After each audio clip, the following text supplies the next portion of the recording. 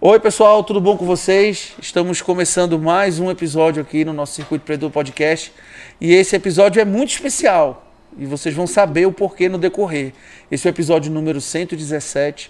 Eu peço que vocês já nos sigam no canal, também ative as notificações e compartilhe esse episódio também com seus amigos. E para você que está aí assistindo a gente na TV Vitória, canal 22, siga também no Instagram da TV Vitória, a verdinha daqui de Marabá. E também siga lá no nosso Instagram, Circuito Empreendedor, tá bom? Então, como vocês estão vendo aqui, a Bárbara que já tradicionalmente fazia doces, inclusive focada para o segmento de festas, principalmente festas infantis, e foi ali que ela foi se aprimorando e foi sendo reconhecida no mercado. Mas hoje, como vocês já observaram aqui, ó, a Bárbara é sócia do Mário Sérgio na operação do Boto Cor-de-Rosa Café, que foi um sucesso desde a inauguração. O pessoal da Numídia teve aqui, explicou bastante também, que fizeram aquela estratégia muito interessante de, inclusive, mandar essas delícias aqui para alguns convidados. A gente foi, inclusive, levamos as crianças. A gente vai contando mais um pouco, mas eu quero já lhe desejar boas-vindas aqui para a gente gravar esse episódio e você vai contar o porquê dele ser tão especial. Muito obrigada, Caetano. É um prazer estar aqui também com você.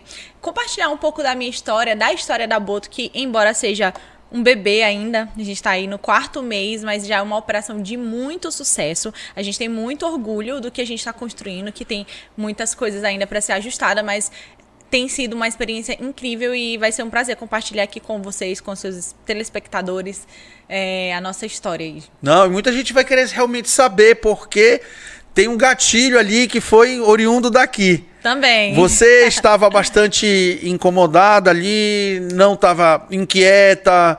Poxa, tô só fazendo doce, só fazendo festas. Eu quero dar um upgrade na minha carreira profissional, eu quero dar um passo mais à frente. E você estava ali meio que, poxa, vou buscar, vou me aprofundar, vou assistir, enfim, tudo que tiver relacionado a empreendedorismo na internet. E aí, maratonei muitos podcasts aqui do circuito. Aí você chegou até nós, foi lá, maratonou, como você mesmo disse, assistiu já diversos episódios em sequência e até lá você conseguiu aí muitas coisas, inclusive se conectar com algumas pessoas. Mas antes, queria saber um pouco da história, né, da Bárbara, porque querendo ou não, todo mundo que já veio aqui e que mexe com alimentação, querendo ou não, começou dentro de casa. Então conta um pouco pro pessoal aí como é que foi a tua trajetória empreendedora. Sim, é muito parecida. Eu acho que chega até ser clichê a história de quem trabalha com alimentação, né? No geral, se você realmente não começar já um projeto grande, todo mundo começa basicamente do mesmo jeito. Que propositalmente ou não, uma coisa mais ali despretensiosa, mais informal, nem sempre com a intenção de virar um negócio. E assim foi comigo. Comigo foi totalmente sem intenção nenhuma de virar negócio, né? Eu tenho 2 filhos, na verdade. O Heron, de 3 anos, e a Ana Clara, de 12. E quando, há 12 anos atrás, quando ela fez 1 aninho, ela nasceu com um problema de saúde. Ela tem hidrocefalia, não sei se você conhece, né? Mas nem todo mundo conhece, mas é uma questão de cerebral, que é um problema cerebral dela, que ela tem um acúmulo de líquido na cabeça. Hoje, graças a Deus, a Ana Clara não tem nenhuma sequela, mas na época corria muito risco de ter muitas sequelas. Então, isso foi bem complicado, digamos assim, no começo. Então, eu me dediquei a ser mãe integralmente e não tinha nenhuma outra ocupação para trabalhar naquele momento e nem tinha como, né? Nem poderia. Não tinha essa possibilidade. E quando ela fez 1 aninho, a gente fez uma festa para ela, de 1 aninho, que todo mundo faz. Pra gente foi bem especial essa festa. E tem uma questão. Eu nunca fui da cozinha. As pessoas até falam assim, quando eu falo, eu não gosto muito de cozinhar, não sou da cozinha, porque realmente eu nunca fui. Nunca fui da cozinha, embora minha família tenha um histórico. Meu pai é aquele cara que adora cozinhar, não trabalha com isso, já chegou a trabalhar uma época, eles já tiveram pizzaria, diversos negócios até voltados para alimentação, mas meu pai a referência assim de cozinha que a gente tem na família. Minha mãe sempre foi a doceira da família, aquela que faz informalmente o bolo de todo mundo, os doces de todo mundo. E quando a gente estava organizando o aniversário de 1 ano da Ana Clara, claro que sempre gostei muito de coisas manuais, coisas artesanais, mas eu nunca trabalhei com nada disso, né? Então eu me dediquei ali até para passar o tempo, até como forma de terapia, a fazer lembrancinhas. Então me ocupei ali em fazer essas coisas e falei, mãe, com a senhora, vamos fazer o bolo, os doces. E nessa época, tem bastante tempo, né? Mesmo. E começou a surgir os bolos mais decorados.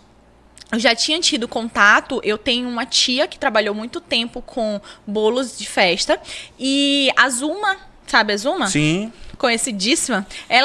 A gente não é da mesma família, mas é como se fosse. Ela é madrinha do meu irmão, então somos amigos de família de muitos anos. Então a gente sempre esteve próximo. Então eu já sabia o que era. Eu nunca gostei de estar atuando em nada de cozinha, nem de fazer nada. Mas eu já entendia mais ou menos o que era. E eu falei, cara, eu falei pra minha mãe, eu quero fazer então um bolo mais decorado pra Ana Clara, uns docinhos diferentes. Vou lá na casa do sorveteiro, que na época, por acaso, eu conheci também comprando alguns materiais, e vou fazer uma aula que eu vi, me falaram que tem umas aulas lá, e eu vou ver o que eu consigo aprender lá e faço. A gente tinha bastante materiais em casa que fazia para todo mundo, assim, minha mãe sempre fazia, e eu fiz uma aula, me lembro bem que foi uma aula de pasta americana, lá na casa do sorveteiro, e falei, vou lá, vou fazer.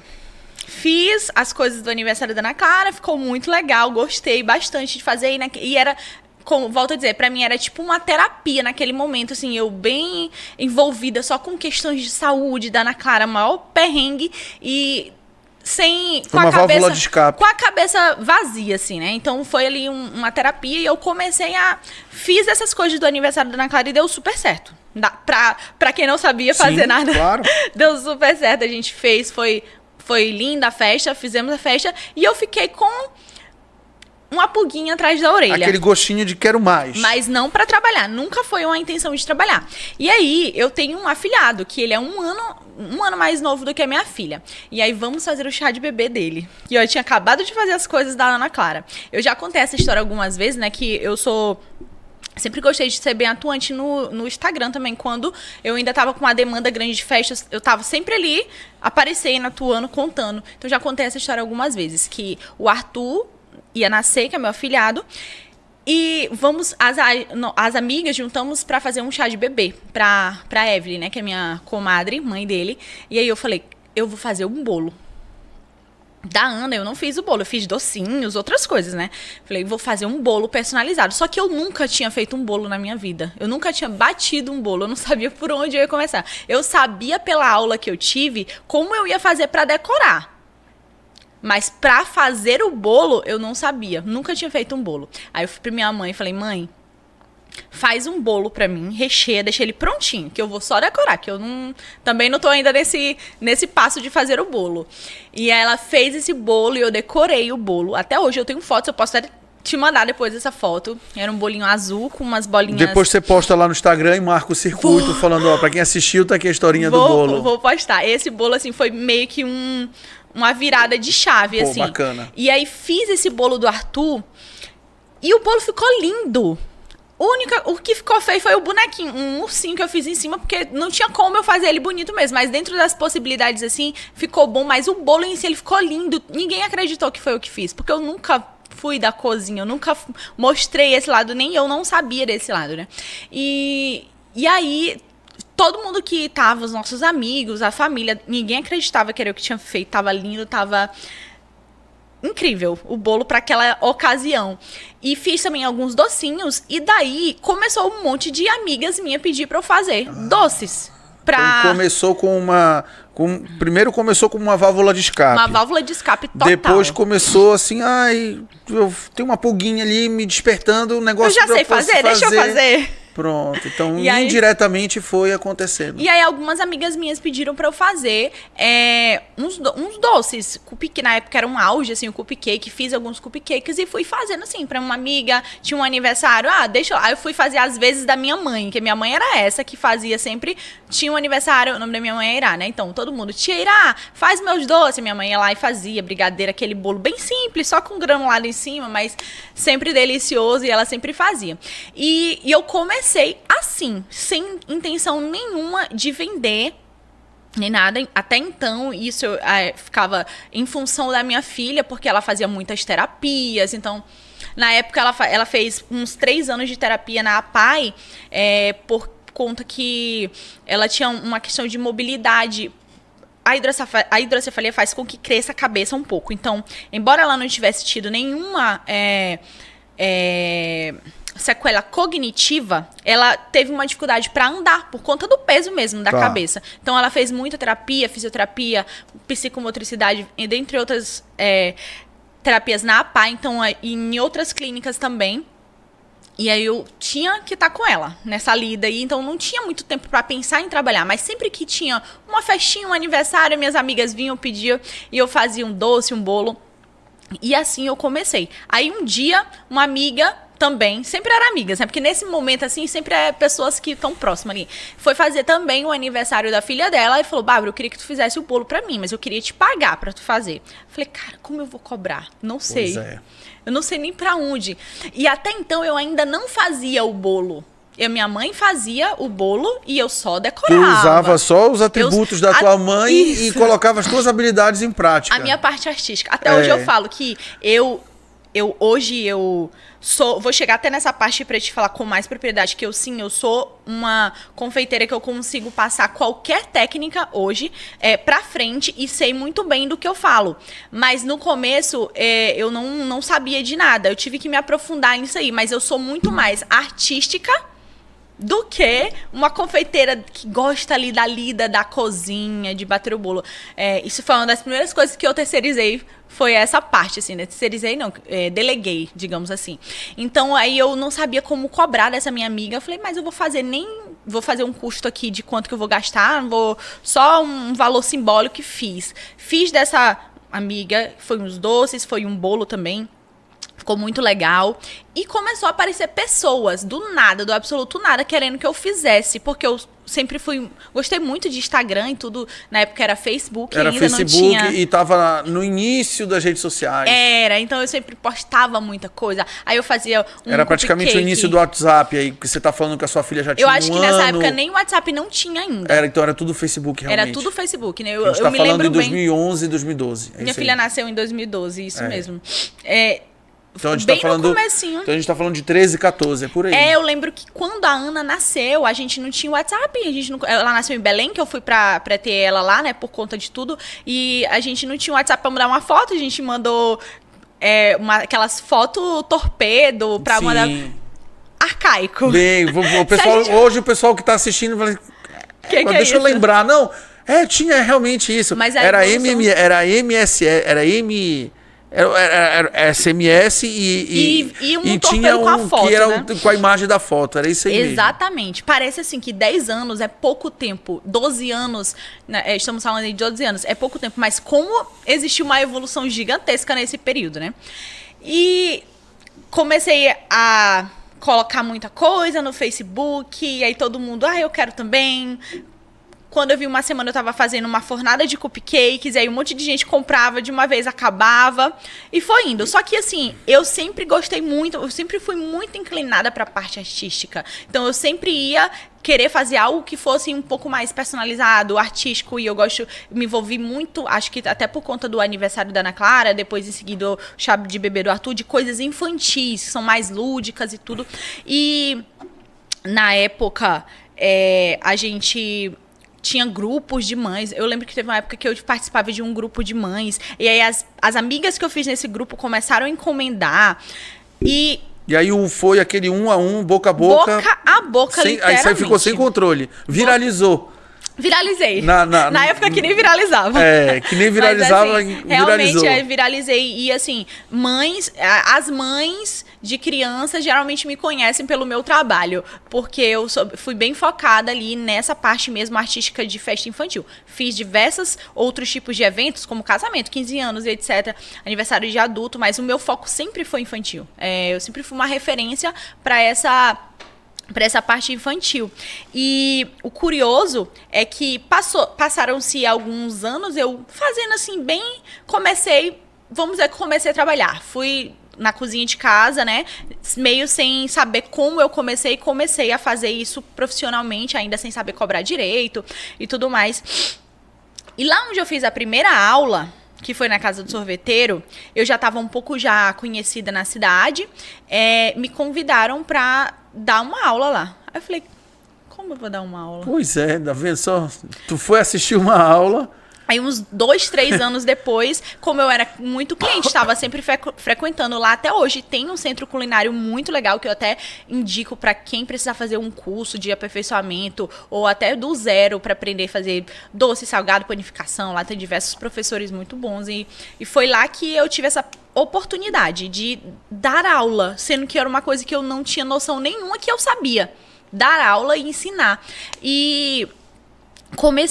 falei pro meu esposo, falei, eu vou tentar, se não der certo, não vou mais. Se eu não conseguir, eu não vou mais, mas eu vou lá e vou tentar. E nem era pelo dinheiro, era só pela experiência que eu queria ter. E fui, comecei a dar aula e, surpreendentemente pra mim, mais do que até pra qualquer outra pessoa, eu fui muito bem.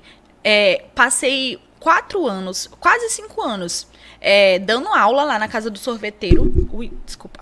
Toda semana a gente tinha aula, então eu fazia a agenda de eventos. De eventos, a produção. Isso. E depois dedicava a parte do tempo para também... Para poder montar as aulas. Para poder dar aula e montar as aulas. Tive clientes, não, alunas, assim, queridíssimas, que hoje trabalham no mercado aí muito bem e que, assim, eu fico muito feliz de ver que a prova que tem mercado para todo mundo. Tem mercado para todo mundo. Nesse ramo tem mercado para todo mundo. E, assim, fui muito feliz dando aula lá por um período e eu só parei porque eu engravidei do meu segundo filho. E aí ficou um pouco inviável para mim continuar com tudo isso, porque nesse meio tempo eu cresci bastante também profissionalmente. Eu saí da cozinha de casa, consegui colocar um ateliê no fundo da casa da minha mãe, porque tem uma questão, né? Eu não queria na minha casa, eu nunca quis. Sempre foi na casa da minha mãe, pra não misturar. Porque em casa a gente não para de trabalhar. E uma coisa dessa, assim, que o cliente sabe que é na sua casa, ele meio que não respeita. Não tem hora nem dia, não tem hora marcada, é na hora que... mora lá, vou na hora que eu quiser. E querendo ou não também, você já tinha aquela atenção focada já na sua filha. Isso, e querendo também. ou não, como é que eu vou levar isso dentro de casa? Porque de repente eu tenho uma encomenda, tenho um problema em casa, eu não vou conseguir atender. E não, já no horário ali, isso, aí... eu já me desconecto de uma coisa e me conecto em outra. E a casa da minha mãe era na época, assim... a localização melhor do que a minha, que eu moro mais pra Laranjeiras. Não dizendo que lá não é a localização boa. Sim, mas tá? a questão mais de ponto comercial. A minha mãe mora numa rua que é muito estratégica. Então eu falei, vou fazer aqui. Tinha espaço, a gente construiu lá um ateliê na casa dela e fiz um escritório na frente. Então atendia as clientes no escritório e a gente trabalhava. Minha mãe, desde o início já informalmente já trabalhava comigo, né? Então ela passou a sair do trabalho dela e trabalhar somente comigo. Depois a gente foi contratando mais algumas pessoas. Quando tinha necessidade em alta demanda, a gente contratava mais freelance. Quando tinha menos, a gente ficava com menos pessoas. Mas eu e minha mãe sempre ali à frente, né? Foi a primeira coisa que eu passei para ela, foi a produção das bases. E aí eu ficava realmente focada lá no artístico e dando aula. E lá na casa do sorveteiro foi assim, uma escola para mim. Eu aprendi muito mais do que eu ensinei. Eu vi quanto eu tinha capacidade de ensinar e que hoje eu sei que eu faço isso com muita excelência. Fantástico. Eu consigo, porque é diferente de você saber e de você conseguir passar o conhecimento, né? Tive diversas oportunidades de aperfeiçoamento. Fui várias vezes para congressos em São Paulo, feiras. Treinamentos em fábricas, em indústrias muito grandes. Eles proporcionaram muitas experiências profissionais boas para mim. A matriz deles é em Belém, também sempre tem algum evento lá, então eu sempre participava de um treinamento, um curso, uma viagem específica para isso. Eu conheci muita gente, tive muitas oportunidades lá. E sempre com o meu trabalho aqui de eventos rodando também. Dava para conciliar. E aí chegou a gestação do seu segundo filho. Engravidei do meu segundo filho, pandemia. Bem na Então. pandemia. O Heron foi muito planejado. Foi muito planejado. Eu sempre falo que eu planejei até o mês que eu queria que ele nascesse. E, assim, o mês entre junho e julho era o período que eu queria que ele nascesse. E realmente aconteceu. Graças a Deus a gente conseguiu planejar muito bem o meu segundo filho. Porque era o medo que eu tinha, ter outro filho, devido a tudo que a gente tinha passado, né? Foram 9 anos depois. Quase 10 anos. E aí... Uma escada bem grande. Uma escada enorme, assim. Eu tinha um bloqueio um pouco, assim, disso. E passaram-se todo esse tempo. Então, a gente planejou muito bem esse filho. E quando eu já estava querendo engravidar, eu decidi que eu não teria o filho aqui também. Que eu ia fazer o mesmo caminho que eu fiz. Fui para Belém. O meu esposo, ele é policial militar. A gente tem um plano de saúde do estado que lá é muito bom. E aqui, infelizmente, não. Então eu falei, cara, eu vou fazer meu pré-natal pra lá, vou ter o bebê por lá. No mesmo caso da Isabela, da minha sogra também, membro do conselho de administração da Unimed, aí não tem jeito. Falei, não, vamos pra Belém, vai ter os gêmeos lá. Eu também não pensei 2 vezes, porque eu já tive essa experiência com a Ana, embora foi meio que forçada, assim, essa experiência de ir pra lá, e não foi ruim. Porque às vezes a pessoa pensa, a mulher pensa, vou sair da minha cidade, onde tem toda a minha rede de apoio, vou para uma outra cidade, mas visando um momento melhor, né? Um parto melhor, e que a gente tem que pensar que a gente não pode negligenciar esse momento, porque só é um. Não tem como. Se der uma coisa errada, não tem pra onde correr. Então, assim, por essas questões, eu resolvi me planejar. Eu falei, vou dar um tempinho de aula, vou começar a me organizar para o nosso segundo filho. Vou para Belém, vou passar um período lá se for preciso, vou estar indo constantemente, eu fiz todo o meu pré-natal lá. E vou dar um tempo de dar aula. E fiz isso. E aí logo veio a pandemia. E aí a gente estava com muitos eventos agendados, mas eram muitos mesmo, uma agenda bem lotada de eventos. E a pandemia veio. E assim, a pandemia, ela tem 2 vertentes, né? Tem quem começou na pandemia ali e começou algo na pandemia, e quem se desestruturou na pandemia. No meu caso, eu não considero que eu me desestruturei na pandemia, mas por um momento eu me desesperei. Por quê? Eu só trabalho com eventos e acaba os eventos, acabou assim, o meu trabalho. Apertaram on e off. De repente. De repente, assim, do nada, foi. Pum, acabou. E todo mundo achando que era só 15 dias e tal. Aí todo mundo muito complacente. Eu falei assim, não, vamos guardar então só esses 15 dias. E foi 60, 90... Para alguns empreendimentos foi 120, 150. Então, quer dizer, o pessoal aguentar e depois vem uma segunda onda, fecha de novo, abre de novo. Foi bastante... Foi um processo assim... Muitos empreendedores tiveram que trabalhar seu sistema nervoso ali, porque não foi fácil. Principalmente, né? O psicológico e o sistema nervoso. Mas aí veio... Todas as festas foram canceladas. Falei, cara, e agora? Vamos fazer o quê? E eu fiquei sem saber o que fazer. E eu sou muito inquieta, né? E sempre fui muito... Sempre ali nas redes sociais, vendo o que estava acontecendo no meu segmento. E até então eu nunca tinha vendido nada de sobremesas. Porque a gente não tinha tempo para fazer isso. Era tantos eventos que a gente nunca tinha feito nada. Era até bem menor. Antigamente quase não tinha. Assim, pessoas... Empresas que vendiam sobremesas, até aqui a cidade era bem carente de docerias e cafeterias, né? Agora já tem bastante, mas era bem carente, então não tinha.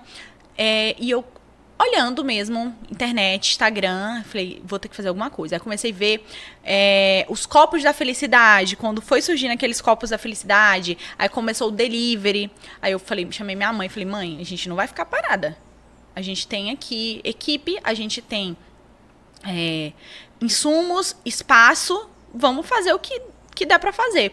Eu tinha muita bagagem da casa do sorveteiro, porque embora eu não fazia pra vender sobremesas, tortas de vitrine, essas coisas. Mas tu acabou aprendendo. Eu dava aula sobre isso. E tava dando disso. Eu dava aula sobre isso, né? Então eu sabia fazer com propriedade, aprendi na técnica. Eu até falo assim que minha mãe começou fazendo bolo e depois eu tive que ensinar na técnica pra ela, né? Porque o bolo dela era muito bom, mas era aquele no olho, um copo disso, um copo daquilo. Eu falei, quando a gente vai aprender na técnica, né? Não é tudo pesadinho, é química pura e aplicada. Confeitaria é exata, é uma coisa exata, não dá pra variar.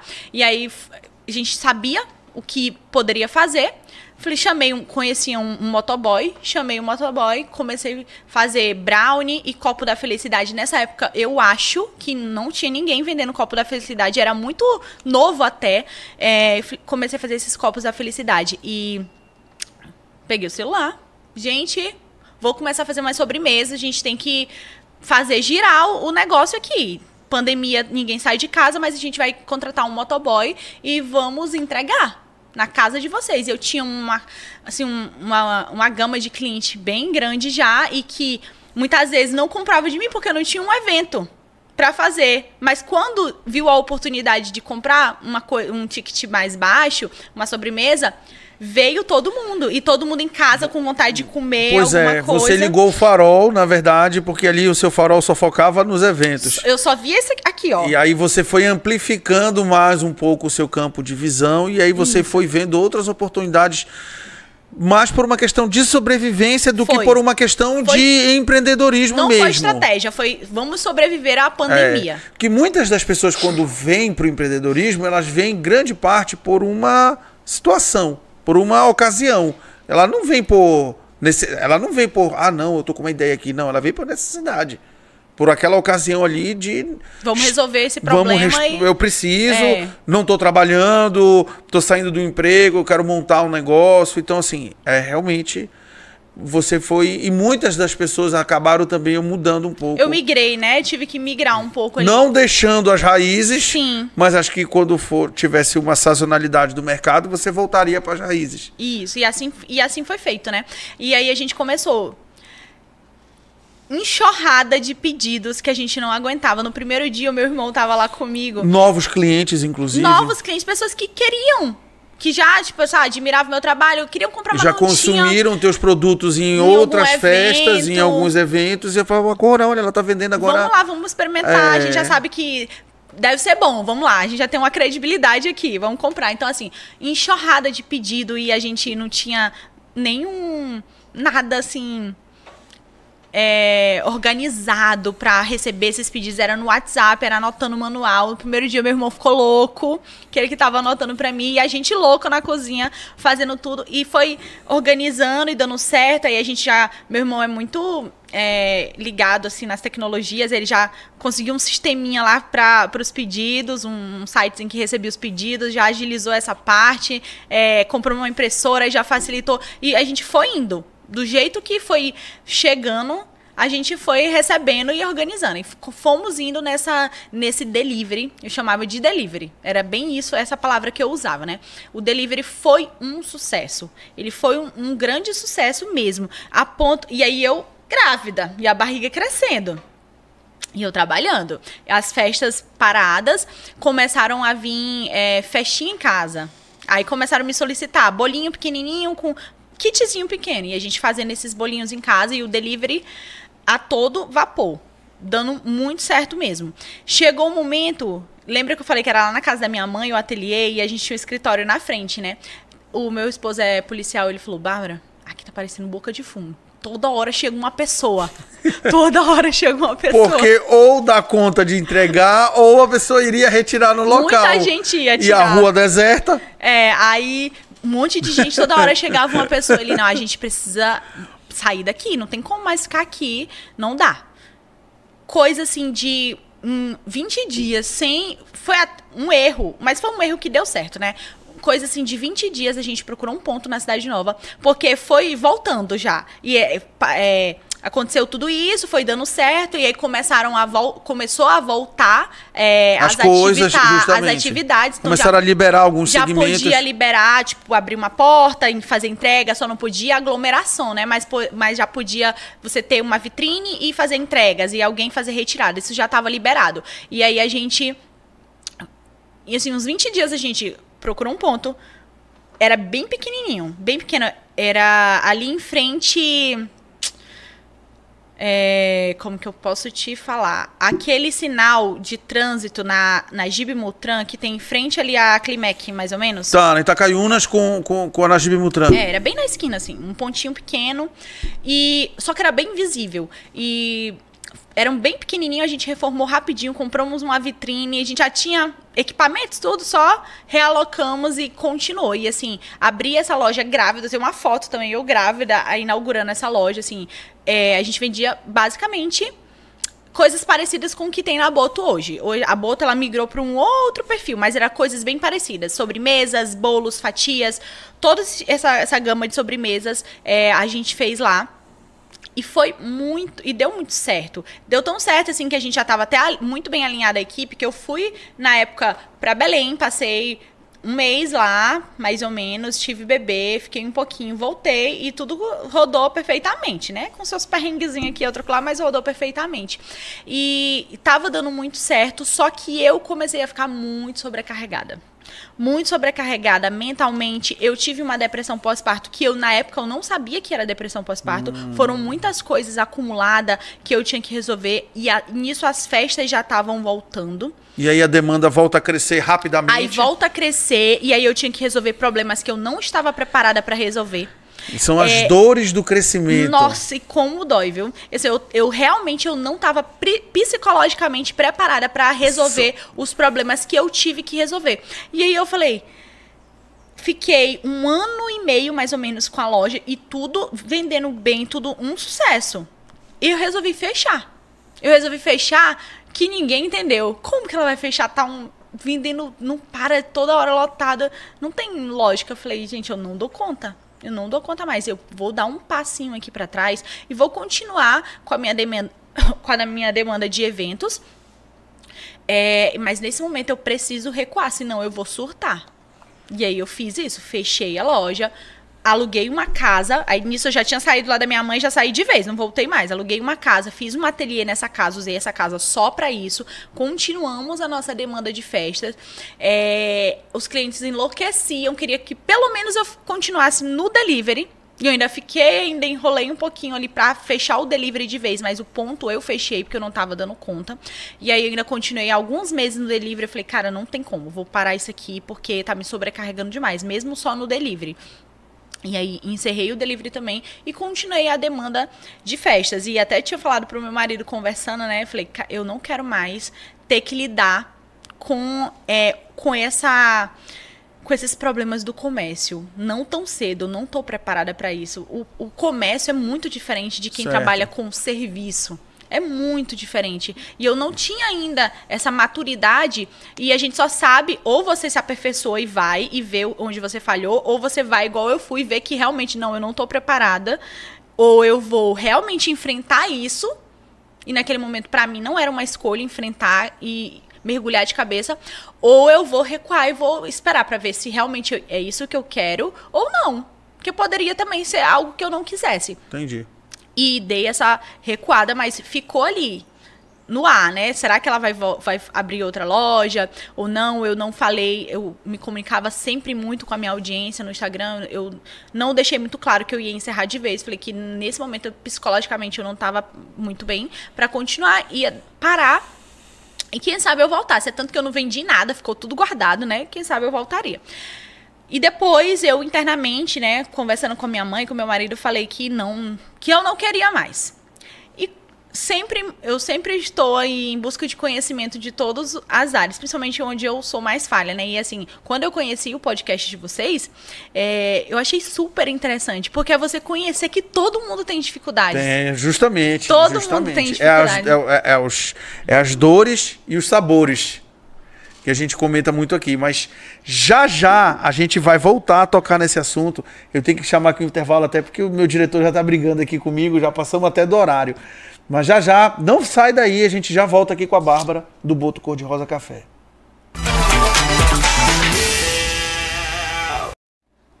Oi, pessoal, então, estamos de volta aqui. A Bárbara já estava dando um spoilerzinho da história do Boto Café, pois agora nós vamos nos dedicar a esse bloco aqui para falar não só do surgimento do Boto Café, mas também da correlação do podcast com a Bárbara, empreendedora, que se conectou com o Mário Sérgio, do Chiquinho Sorvete. Sim. Vamos lá, como eu tava falando, né? Eu sempre, em busca aí de conhecimentos, eu tenho essa sede, assim, de estudar bastante, sabe? Então, eu tô sempre fazendo algum curso, eu tô sempre assistindo um podcast que seja interessante pra mim. É até uma coisa, não tem nada a ver aqui, mas vale comentar. O meu marido, ele é muito... Ele vem de uma linhagem, assim, de concurso público, ele gosta bastante, ele é muito estudioso pra isso. E ele sempre fala pra mim, Bárbara, se você se dedicasse pra estudar pra um concurso público, igual você se dedica quando quer aprender alguma coisa, acho que tu passava rapidinho. Eu falei, mas aí é que tá, eu não quero passar no concurso público. Nem todo mundo quer passar no concurso público. E eu sempre... Em busca de conhecimento e tudo, quando eu conheci o podcast de vocês aqui, achei super interessante, que eu adoro ouvir histórias. Eu falo bastante, eu também gosto muito de escutar histórias e eu comecei a ver quem a gente só vê de longe, que são os grandes empresários, que os primeiros foi... aula atrás de aula. Foi muita foi aula mesmo. Atrás de aula aqui, né? Então, assim, tinha muita gente grande mesmo, contando a sua história, da sua fragilidade até os dias de glória, né? Então, assim, foi...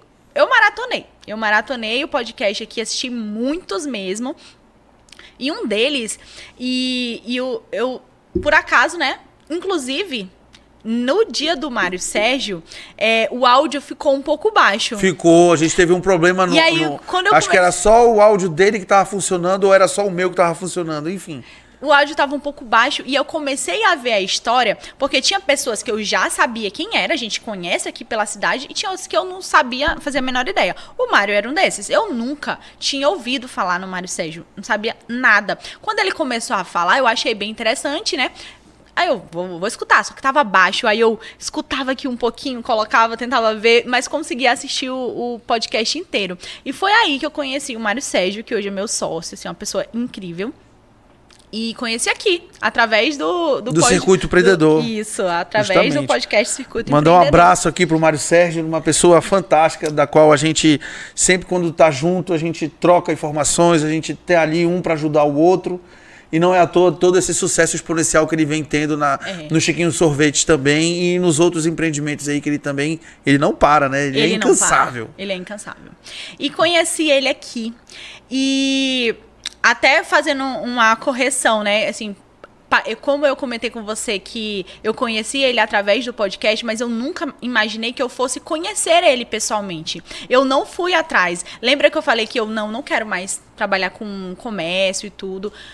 E as coisas chegam, né? As coisas, elas chegam até a gente. Então, a esposa dele, a Marxilene, foi minha cliente, tentou fazer alguns bolos, mas ela sempre vai em cima da hora, né, Marxilene? Se ela escutar aqui, ela vai saber. Ela vai estar assistindo, com certeza. Ela foi em cima da hora, então ela tentou fazer algumas encomendas comigo, não deu certo. E uma vez deu certo e a gente teve essa troca de contato aí.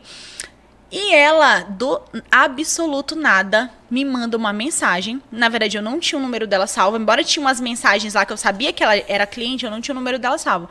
Do absoluto nada, me manda uma mensagem já com um portfólio, assim, já era... Sempre foi Boto Cor-de-Rosa. Sempre foi. Inclusive, quando ele veio, ele falou um pouco de que queria montar esse empreendimento. Ele já tá com a Boto registrada há 5 anos. Já há bastante tempo. Há 5 anos. Então, esse nome é mérito total, assim, dele. Foi ele que criou o nome. Ele só não sabia o que realmente ia ser. Ele é tão visionário que ele não sabia o que ia ser, mas ele sabia que o nome seria esse e ia ser um sucesso, como está sendo, né? Então, a Marxilene já me manda um portfólio, mais ou menos, assim, de um protótipo de uma cafeteria. A proposta era diferente do que é hoje. Não era exatamente o que vai ser tanto...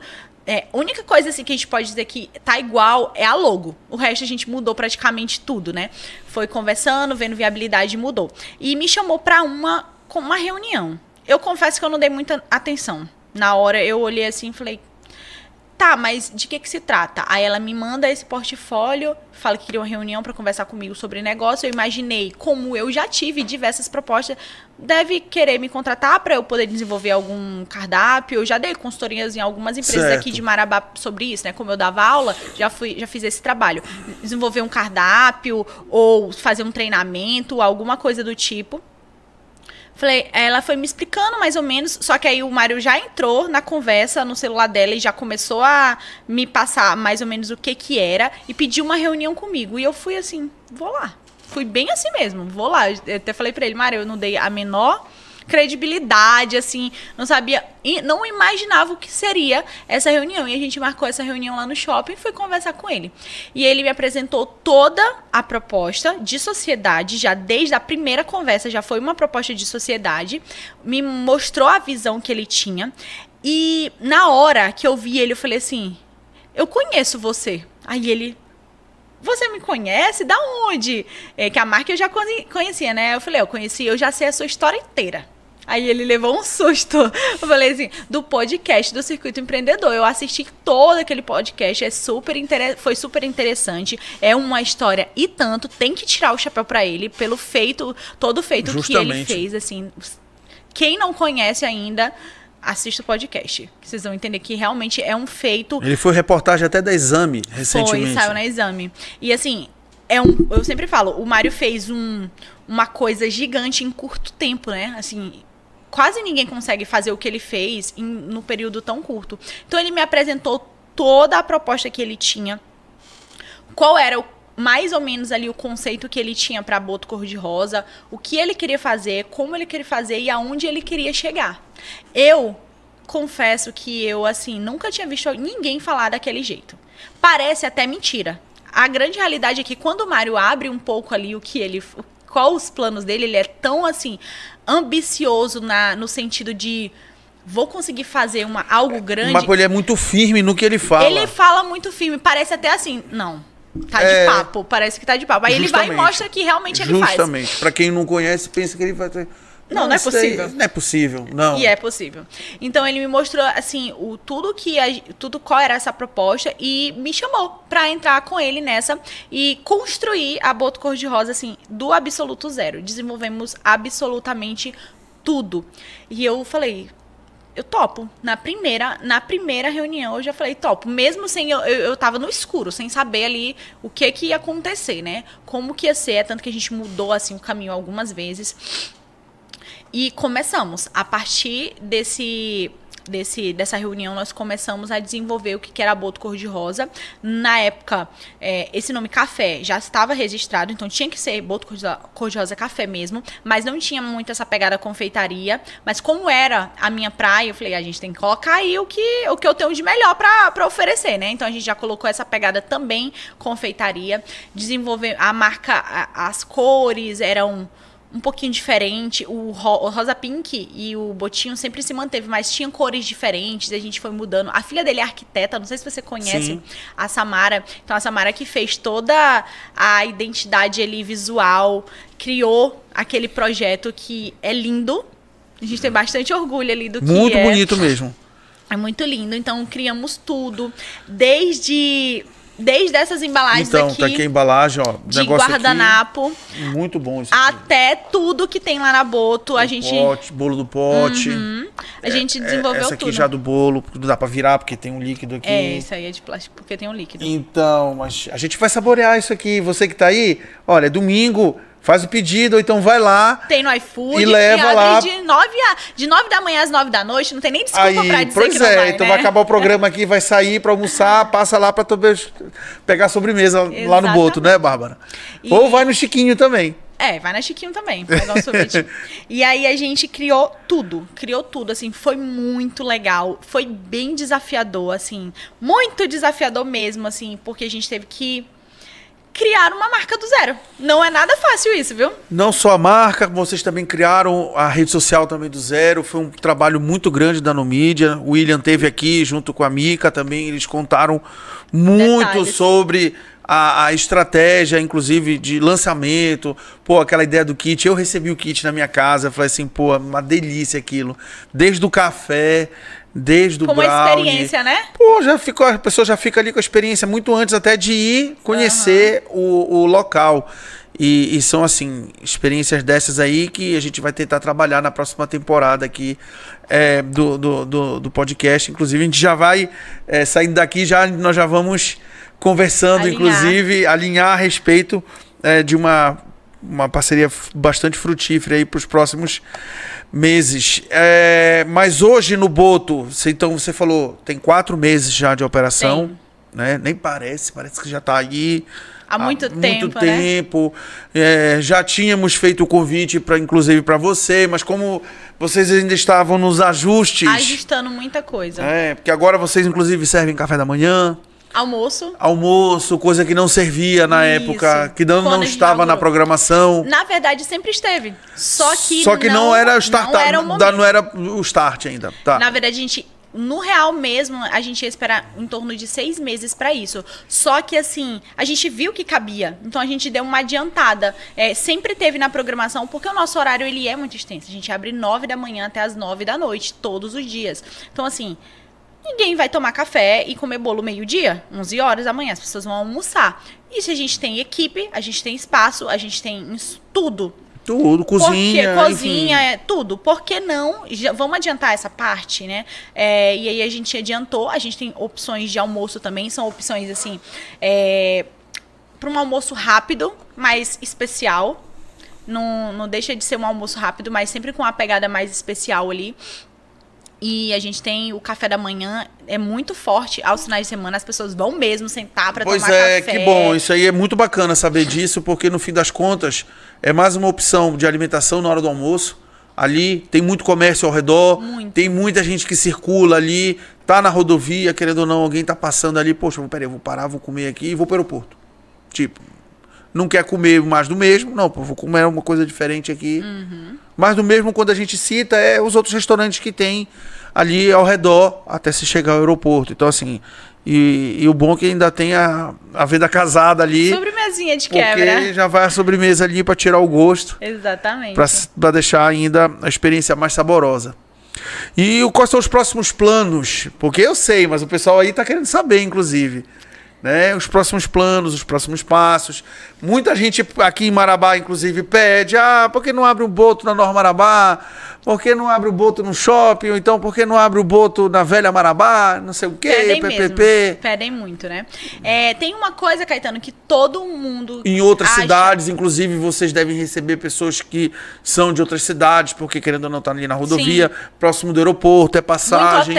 Muito hotel. Então, poxa, eu quero um negócio desse também na minha cidade, por que não? Muita gente chega lá e pergunta, de onde é essa franquia? Já chegou com essa abordagem, né? Porque, assim, de fato, a gente estruturou a identidade visual com uma franquia. Ela foi toda pensada para ser uma franquia futuramente, né? Lógico que a gente precisa ajustar bastante coisa até chegar nesse ponto, mas ela já começou com essa mentalidade. Então, assim, o pensamento, ele sempre foi esse, né? O Mário sempre fala uma coisa e sempre que ele tem uma oportunidade, ele reforça isso. A Boto Cor-de-Rosa, ela não foi criada para ser só essa loja. Ela foi criada para estar no Brasil inteiro. E aí, parece ser até, assim, ambicioso falar isso, mas realmente essa a missão da Boto. Daqui a alguns anos, está aí em várias cidades espalhadas pelo Brasil. O Mário Sérgio tem propriedade, ele escalou um negócio chiquinho já nos estados, tanto do Pará quanto no Pernambuco. Isso. Então, se você for somar aí, já passa de 60 lojas, se for botar na ponta do lápis. Lojas que ele tem participação, lojas que ele é somente o master franqueado. Então, assim, ele sabe escalonar um negócio muito bem feito. Então, nada mais justo ele ter também essa propriedade em dizer isso. Da própria marca, né? Da própria marca que ele, inclusive, criou. Exatamente, ele criou esse nome. E, assim, eu vou até aproveitar para contar aqui, porque é uma curiosidade que muita gente tem. Por que Boto Cor-de-Rosa? E ninguém sabe o porquê, né? Você que foi lá na nossa pré-inauguração, a gente contou um pouquinho, mas as pessoas são bem curiosas para saber o porquê de Boto Cor-de-Rosa. E é justamente uma referência à nossa Amazônia. É uma coisa genuinamente marabaense da Amazônia. O Boto Cor-de-Rosa só existe na Amazônia. Então, a missão é levar a Amazônia para o Brasil inteiro, conhecer. De uma forma que a gente não caracterizou tanto com... Não tem tantas características regionais, é uma coisa bem lúdica.